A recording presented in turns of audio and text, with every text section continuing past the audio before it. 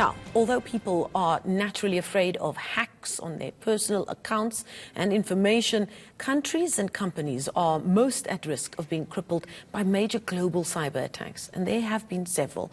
To discuss some more around this, I'm joined by Jordan Ray Kelly. She's a former director of cyber incident response in the National Security Council at President Trump's White House, and she joins us here in our studio. You're here, Jordan, thank you so much for coming in. You're here to consult on cybersecurity. Tell us more about what brings you to this neck of the woods. Sure. Well, actually, today is the first day. You mentioned it was National Coffee Day, but it's actually also the first day of Cybersecurity Awareness Month, which is a collaborative effort between a number of governments and industry to help increase awareness of cybersecurity and how those threats can impact individuals and businesses.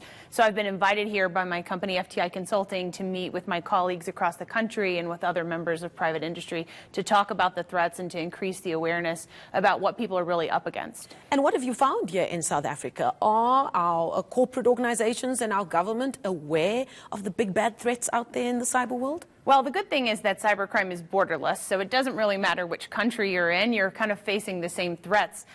The United Nations has a telecommunications union that has a global cybersecurity index that helps us to understand how we as individual nations rank against others. South Africa actually ranks 4th on the continent for cybersecurity awareness. So that means the availability of laws and regulations as well as strategy. So 4th is actually quite good, but there's always room for improvement, and everyone is truly at risk. And the borders of your country really don't have a great impact on what you're going to be facing on cybercrime.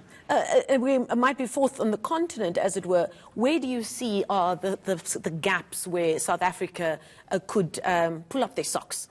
Well, I think that everyone needs to have more awareness of how ubiquitous the nature of cybercrime has become. Cyber attacks are happening not just every day, not every hour, but truly every minute. And so if you think that you as an individual or you as a corporation are not at risk, you're really wrong. So I think that what everyone needs to do is increase their knowledge and awareness, because that's really the first step towards taking an active role against cyber threats. Now, tell us a little bit more about your personal journey and career that brought you to be the Director for Cyber Incident Response on the National Security Council at the White House under the man who's now still president. How did you get to that level? Sure. So I actually joined the FBI out of law school in 2008, and I was assigned to its cyber division, which at the time was just 4 years old. Sure. So people think America's quite advanced when it comes to cybercrime, but you think about we were really just getting ourselves organized as a government at that time. And so having the opportunity to join the program so early gave me really the role to be influential in how the program was structured, both within the FBI but also the United States government. And so in that role, I was able to just show my interest, passion. I think most cybersecurity professionals are very passionate about the topic, and to continue learning and understanding the threats, such that the opportunity became available for me to go to the White House and to represent the law enforcement perspective, and I was honored to take that position. That must have been a huge learning experience to be operating at that level. Certainly. The good thing about cybercrime and cybersecurity is that it's really a bipartisan issue. So it's very difficult to take a political angle when it comes to cybersecurity. And so it was an incredible experience just being in the White House, having the opportunity to see the president leave on his helicopter on a regular basis. The unique things that come with that experience were certainly incredible, but the opportunity to work on cybersecurity was a great honor. Last year, the United States actually published its first national cyber strategy in about 15 years, and I was one of the chief authors of that document. So having the ability to make an impact in that way was probably the most important to me. And how people use the digital world has really changed, and it continues to change at a breakneck speed. Some use it for communication, others use it for financial transactions. But we're moving into a space where more and more of our lives and important parts of our lives are saved, hopefully under lock and key, in the cyber world, and yet we know so little about it. Whose job is the security of our cyber world? You talk about it being a bipartisan issue, but is it government's job, or is it government's job along with the private sector?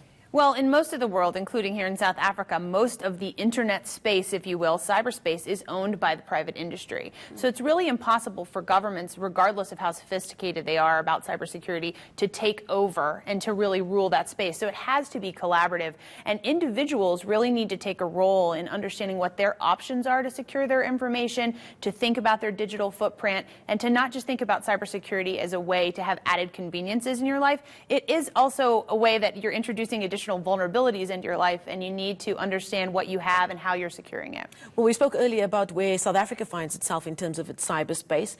If you look into your bag of tricks, as it were, and you look at the global landscape in terms of cybersecurity, where's the next wave of issues, problems, or danger from your vantage point? I think we've seen it a little bit this year from a political perspective in some of the deep fakes, so the manipulated videos. I think that we're really going to have to see how we're going to combat that threat. But I think a lot of the traditional threats are going to continue to kind of grow in waves, and that's the threats against your wallets, the threats against money, and that's where I think we're going to see individuals are going to feel the impacts, and I think it's going to change behaviors. But I think that people mostly need to be cognizant of what devices they're connecting. We call it the Internet of Things. So you might be able to buy a refrigerator that's connected to the internet, but what additional risk does that create? People need to think about the information they're putting out in the world. I often caution people to think twice about, are they submitting their DNA to a company, right? You are creating a huge footprint of your own information, even if it doesn't seem that it has a digital angle. And what are you providing that's sort of increasing your attack surface? A big talking point in South Africa is our unemployment rate, especially amongst young people.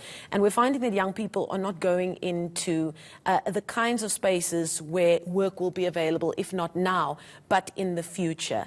Do we have enough young people seeing that the cyber world, maybe the world of cybersecurity, is an important space that they can make their own and build a career? No, we do not. And South Africa has actually taken steps to have an initiative to increase its cyber workforce availability, but that's a global issue. The issue is that I don't think that there are many people that are afraid of getting into a technology issue. It feels too serious to focus, but I think cybersecurity can have a really fun angle to it too, and we need to do a better job as a global cybersecurity community to educate young people about the importance of getting involved in these fields. Honestly, I think the greatest selling point is that the jobs are available and they're often very lucrative, and so I think that we can increase our workforce availability into the future, but we need to take a lot more steps to get us there. Okay, thank you so much for that.